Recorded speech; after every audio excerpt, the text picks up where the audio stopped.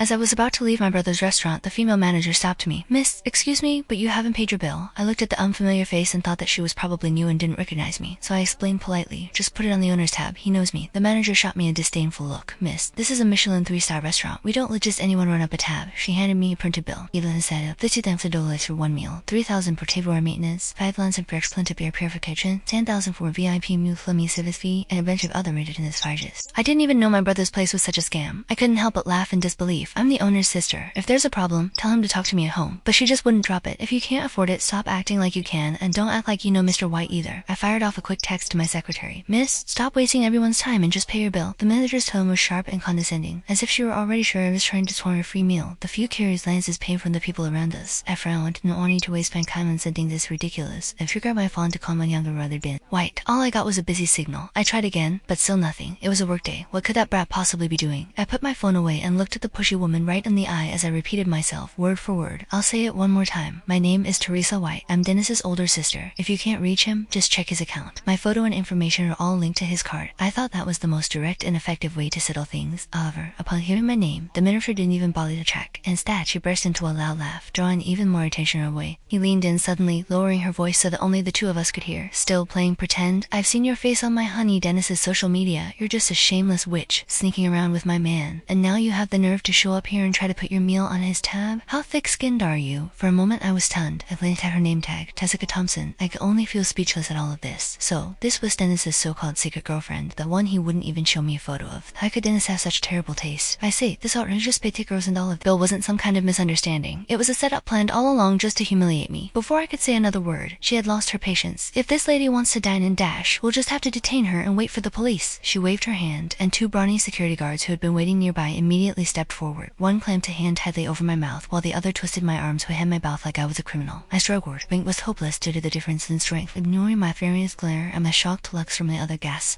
they dragged me roughly toward the kitchen. They then dumped me into a storage room that reeked of disinfectants and leftover food. The door slammed shut, cutting me off from all light and sound outside. In the darkness, the manager, Jessica, didn't say a word. She simply lifted her foot that was clad in a high heel and kicked me hard in the stomach. The pain was so intense that I curled up on the floor, my stomach churning. "Spending my man's money, huh? Trying to seduce him?" she screamed, her voice tinted by jealousy and rage. Standing over me, she ordered the two guards and said, "Beat her up and don't hold back." The two security guards were clearly on her side. Without the slightest hesitation, they started to punch and kick me. I clenched my teeth, keeping inside every cry and groan. It felt like my bones were breaking and my innards were scrambling. Jessica kept screaming, "Who do you think you are? You're nothing but a leech. I told you I'm his sister. If you don't believe me, ask Dennis yourself. Calling right now and I'll speak to him." I tried to explain, but she don't care at all. She only raised her hand and said, "Tía Selfa, me dizia, everything started spinning."